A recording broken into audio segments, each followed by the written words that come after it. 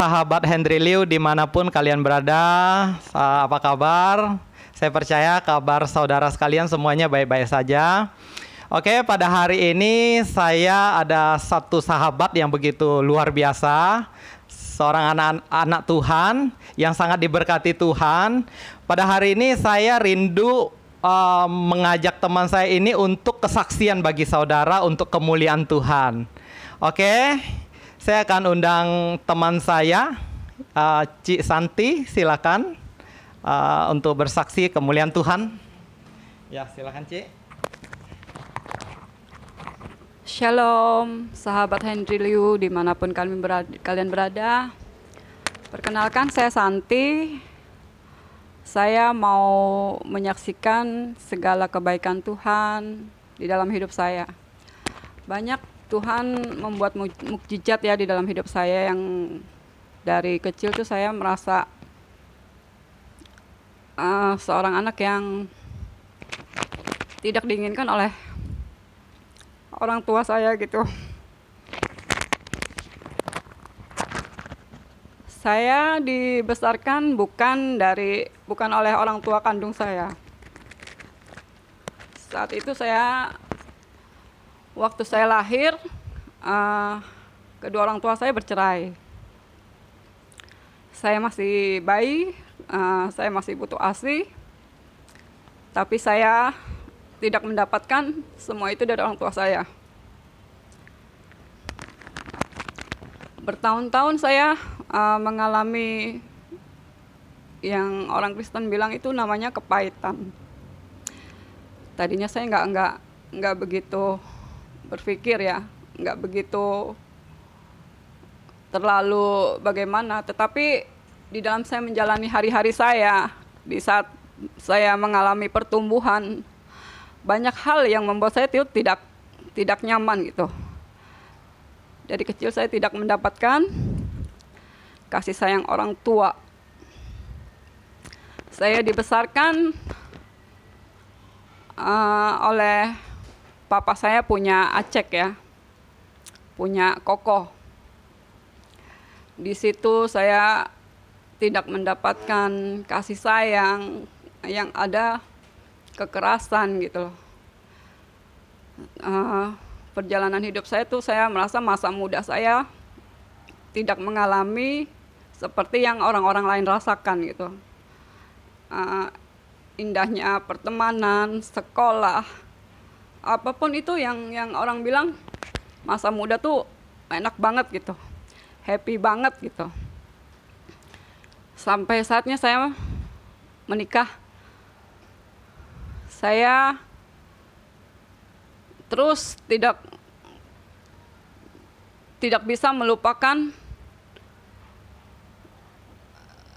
bagaimana itu seorang ibu bisa meninggalkan anaknya tanpa ada rasa sayang sedikit pun, rasa yang kami 4 bersaudara gitu ya. Sejak dilahirkan tuh kami semua berpencar gitu. Sejak orang tua kami bercerai, kami nggak berkumpul gitu. Sampai saya menikah, saya punya anak, saya berjanji pada diri saya bahwa kalau saya tuh akan mengasihi anak-anak saya. Apa yang terjadi di dalam masa lalu saya, masa kecil saya yang pahit, saya tidak mau anak-anak saya mengalami hal-hal seperti itu gitu. Rasa pahit, rasa yang tidak nyaman, rasa yang tidak enak itu saya rasakan. Banyak sekali hal-hal yang tidak menyenangkan dalam hidup saya, sampai suatu hari saya bertemu dengan Tuhan. Saya waktu kecil memang sudah Kristen, nenek saya Kristen. Saya cuma berdua sama nenek saya, yang lainnya tuh beda gitu. Tetapi di saat saya menjalankan rumah tangga saya melahirkan anak di dalam Hidup saya waktu saya menikah tahun 2000 itu saya mulai mengalami hal-hal yang aneh dalam hidup saya. Pertama saya menikah, di malam itu saya mulai kerasukan. Orang bilang kesurupan gitu ya. Di dalam hidup saya itu banyak hal-hal aneh yang saya rasakan, yang saya jumpai gitu. Jadi saya terus rasakan semua hal-hal pahit gitu. Saya yang tidak terpikirkan, tidak percaya bahwa itu bisa terjadi, tapi benar-benar terjadi gitu. 2000 saya besoknya mau menikah, saya mulai kemasukan. Terus sampai 14 tahun saya mengalami hal seperti itu. Saya dibawa kemanapun saya tidak sembuh. Siapapun itu tidak dapat menyembuhkan orang itu sakitnya saya gitu. Sampai suatu hari saya mengalami hal yang begitu pahit dalam hidup saya. Tahun 2014 tiba-tiba suami saya meninggal dalam keadaan kami kena musibah kebakaran di rumah. Saya kasih tahu sedikit, almarhum suami saya itu seorang sehu gitu. Dia bisa khamya, dia bisa ramal nasib. Di rumah kami itu, di lantai 3 itu banyak sekali seperti tempat sembahyang gitu ya. Sampai suatu hari itu, karena begitu banyak lilin, tepat jam 2 malam tiba-tiba entah dari mana api itu berasal, mungkin lilin yang jatuh atau apa, tiba-tiba jam 2 pagi itu udah terjadi kebakaran hebat di rumah saya. Saya bangunkan anak-anak, papanya anak-anak saya buka pintu, tiba-tiba api udah membesar gitu. Di situ secara nggak diduga saya kehilangan suami saya. Itu sebenarnya bukan kebakaran yang membuat kita terjebak ya, yang nggak bisa keluar gitu. Sebenarnya kami tuh bisa keluar. Sepertinya tuh nggak mungkin bisa ada yang meninggal gitu, kecuali kami terjebak di situ. Tapi ternyata suami saya meninggal di tempat karena dia keracunan asap ya, terlalu lama. Selama 2 jam dia di situ, tidak turun, tidak kemana-mana gitu. Jadi sampai akhirnya dia jatuh lemas, dan saya juga nggak berpikir dia meninggal sampai orang pemadam kebakaran ngasih tahu saya bahwa bapak sudah meninggal. Di situ hati saya hancur. Dulu sebelum kenal Tuhan, saya banyak sekali kekhawatiran, saya banyak sekali ketakutan. Tidak ada damai sejahtera dalam hidup saya. Saya tidak mengalami kasih, saya orangnya keras, saya nggak gampang gitu. Karena banyak kepahitan juga gitu. Jadi setelah suami saya meninggal, papanya dari anak-anak, ketakutan saya begitu besar bagaimana saya menghidupi anak-anak saya, sedangkan saya juga tidak berpendidikan, saya nggak kenal banyak orang, saya nggak tahu dunia luar seperti apa, siapa. Di situ saya hancur gitu. Saya di dalam hidup saya terus dibawa oleh Tuhan.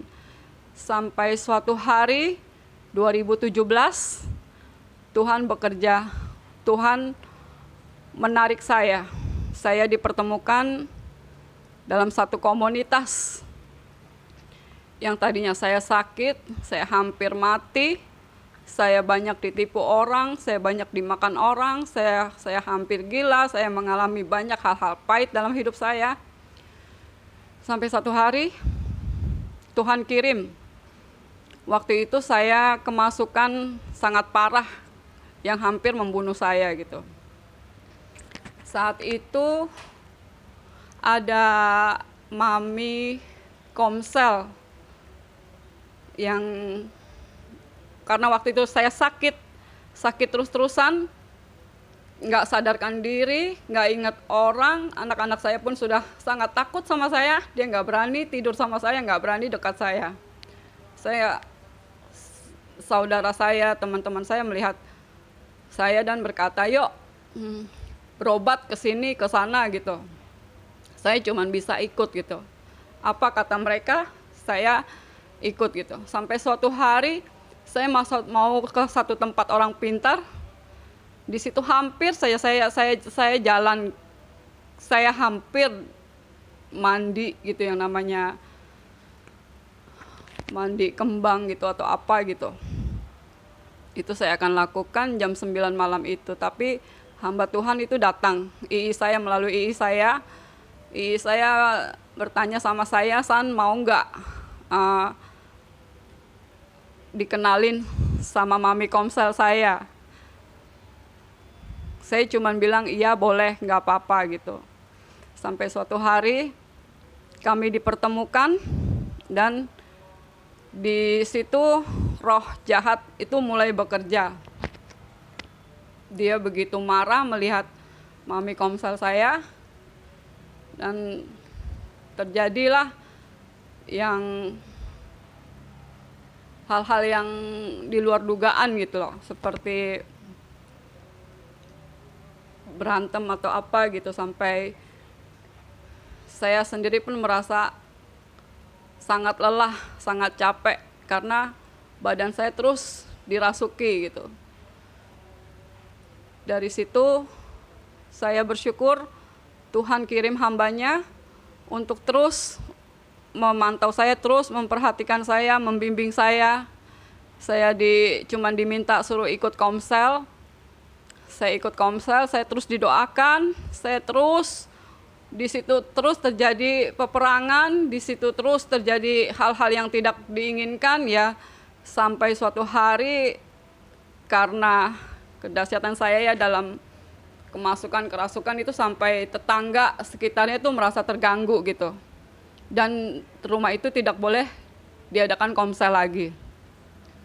Begitu dahsyatnya itu iblis mengganggu, tapi kekuatan Tuhan tidak kalah. Dia begitu besar, dia begitu dahsyat. Melalui mami rohani saya terus didoakan, terus ikut bimbingan. Akhirnya saya yang selama 14 tahun itu kesurupan, saya bisa dibebaskan, saya bisa menang, saya bisa mengalahkan iblis. Dari situ saya terus dibimbing di dalam hati saya yang banyak kepahitan tuh dibersihkan gitu. Saya ikut ini, saya ikut itu. Tuhan itu begitu luar biasa. Kalau saya berpikir, kok hidup saya seperti ini ya? Kenapa saya mengalami hal-hal ini ya Tuhan gitu? Saya seperti domba yang hilang, tapi Tuhan begitu mengasihi saya. Proses hidup saya yang begitu banyak lika-likunya. Sampai suatu hari tuh Tuhan ubah saya. Dari saya seorang Santi yang banyak mengalami kepahitan, seorang Santi banyak yang mengalami pahit, nggak ada sukacita, sampai wajah saya pun tidak enak dilihat. Orang bilang, waktu pertama orang melihat saya yang waktu saya kesurupan terus, mereka takut, beda gitu. Tetapi setelah Tuhan menyembuhkan saya bisa berubah secara keseluruhannya gitu. Masalah demi masalah, saya ya sebagai anak Tuhan, saya mau kembali kepada jalan Tuhan. Saya mau menjadi anak Tuhan. Saya mau taat pada firman Tuhan. Tetapi jalan yang saya lalui tidak berjalan mulus begitu saja. Saya tetap menghadapi masalah. Saya tetap menghadapi hal-hal yang sulit. Tetapi karena saya sudah punya Tuhan yang dahsyat, saya sudah punya Tuhan yang begitu mengasihi saya. Saya seorang Santi yang bukan siapa-siapa, tetapi di mata Tuhan saya begitu berharganya. Di 2017 saya bisa disembuhkan dari kerasukan yang 14 tahun terus mengikuti saya. Roh-roh jahat yang mengikat saya semua bisa dilepaskan. Saya disembuhkan, saya menjalani kehidupan saya dengan normal. Sampai suatu hari saya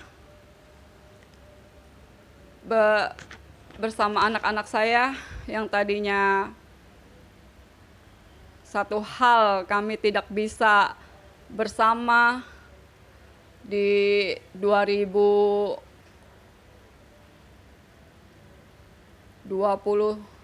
saya mengalami hal-hal yang pahit, tetapi Tuhan terus kirim hambanya untuk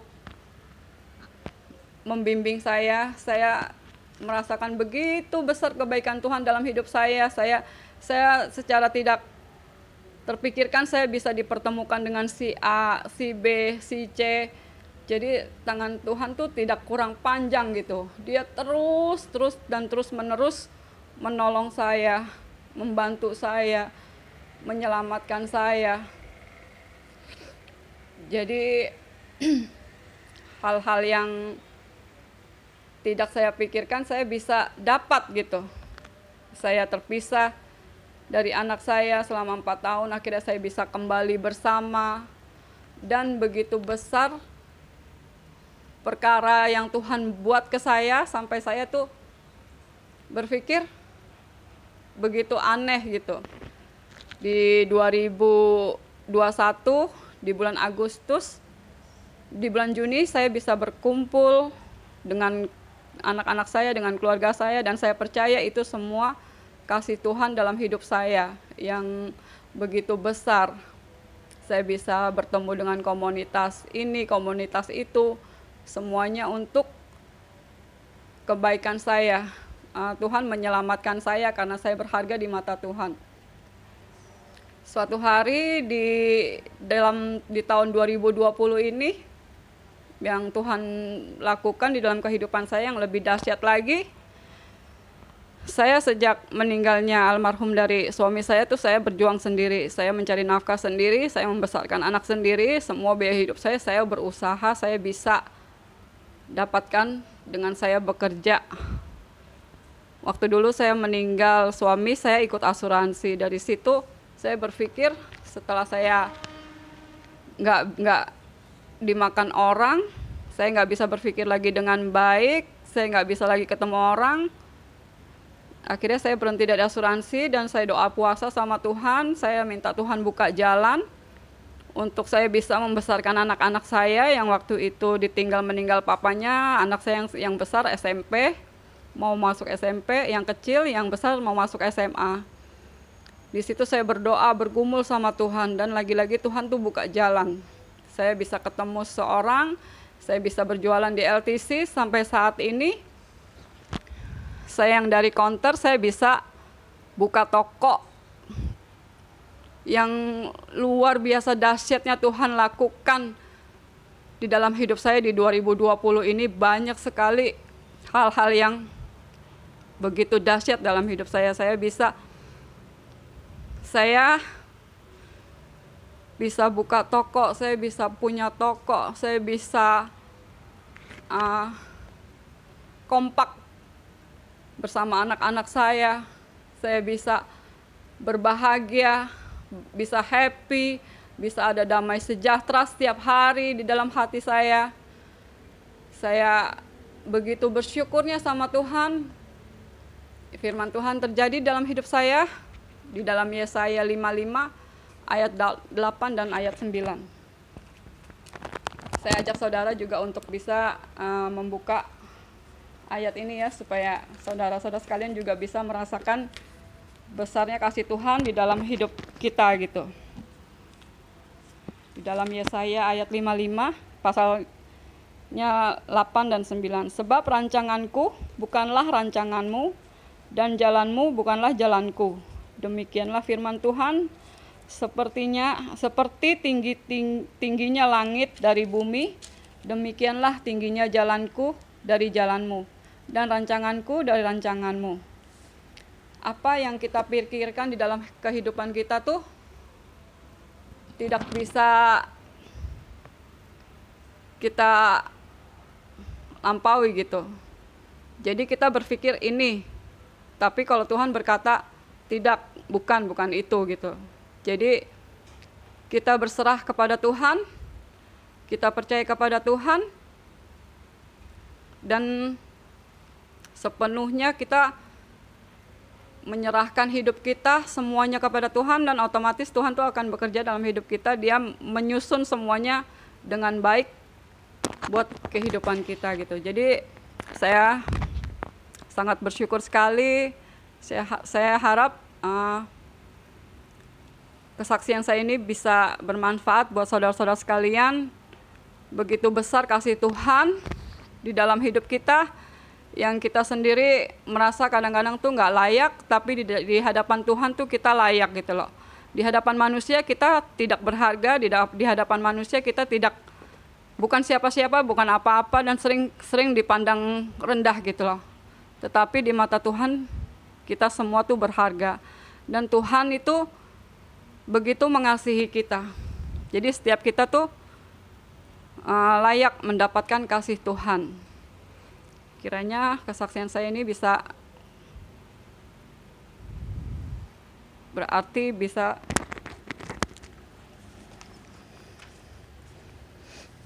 menjadi berkat buat kita semua. Terima kasih. Tuhan Yesus memberkati.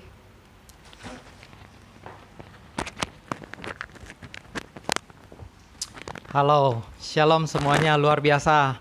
Tentu melalui kesaksian dari sahabatku yang satu ini, C. Santi, bisa menyaksikan bagaimana hidupnya diproses Tuhan, ditolong Tuhan, dipulihkan Tuhan. Ini suatu kesaksian yang luar biasa bagi kita semua.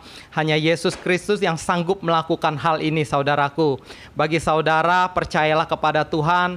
Firman Tuhan berkata, yang letih, lesu, dan berbeban berat datanglah kepada Tuhan. Dialah juru selamat hidup kita semua. Percayalah kepada Tuhan. Ini adalah kesaksian yang real, kesaksian nyata yang sudah disaksikan. Saya percaya melalui kesaksian ini banyak yang daripada saudara dipulihkan, ditolong oleh Tuhan. Amin. Oke, demikian video pada hari ini. Bagi saudara-saudara yang merasa video ini sangat memberkati saudara, bisa bantu share ke saudara-saudara sekalian, ke keluarga, ke teman, ke sahabat saudara sekalian. Dukung channel ini supaya channel ini terus berkembang untuk kemuliaan Tuhan. Oke, saya Henry Liu. Sampai jumpa di next video. Shalom, sampai jumpa. Bye. Tuhan Yesus memberkati.